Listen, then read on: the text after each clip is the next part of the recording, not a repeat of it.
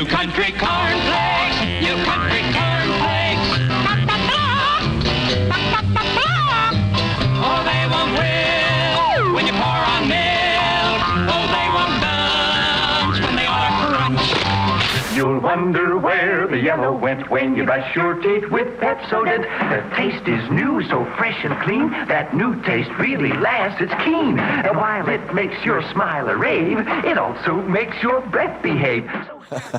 And we know the words of every single jingle. Barbara Lippert is an advertising critic from Adweek magazine. She joins us this morning. Good morning. Thank you, Harry. This is so much fun. Isn't it fun? Yeah. Is there a way to characterize 1950s advertising? Well, in the beginning of the decade, it was really primitive. It was just radio. It was all oral. It was all sound. It was all jingles, just transferred to TV. And it went on forever. Like you could take a run and come back and have a shower. The same commercial was on. Right. You know, for our attention spans now, we could never sit through them. Right. And then, of course, there are these really weird claims like, you know, cigarettes were great for your throat. Well, and, you know, let's take a look at one of these cigarettes ads that was so prevalent in the 1950s. Take a look.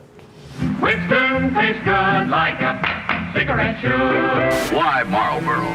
Well, it's got everything I like. A good filter and flavor, the kinds you can taste. Promenade and don't you fall, promenade around the hall. Lucky Strike is first again with Tobacco Men. And according to this nationwide survey, more doctors smoke Camels than any other cigarette. Try Camels yourself. Go ahead. It was just amazing, the medical facts that we got. Yeah. And, you know, cigarette companies really sponsored most of the shows in the beginning. And they had incredible control over the content, too. Right. And that's why everybody was smoking all the time. Well, there are famous pictures of Ed Murrow. Always had a cigarette in his And he even mind. did a cigarette ad. Yes, right. Yeah. Really phenomenal. There also is a very big change, though, in terms of when the advertisers are aiming at women. I'm going to take a look at this, and we'll come back and talk about it. Take a look at this. It's so handy having Q-tips round the house. You can do so much with Q-tips round the house. Looks like your answer to Jim's Sunday morning breakfast of pancakes. It sure is. I can make 8 at a time.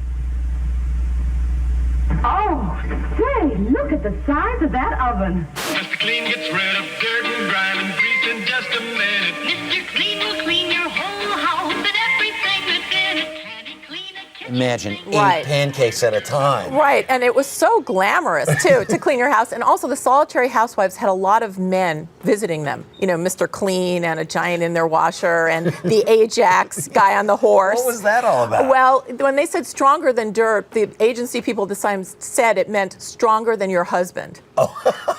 So it was a lot about getting everyone out of the house so you could clean all day. So between the car commercials and the things that are going to help the mom around the house, then there were also car commercials as well. I said cigarette commercials in there.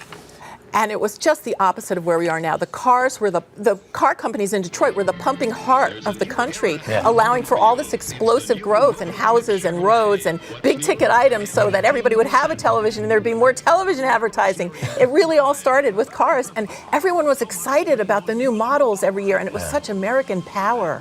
Barbara Lippert, thanks so much for dropping by this morning. I know we're both sitting here. We could do this for an hour or two. Exactly. Thanks Gyrating. a bunch.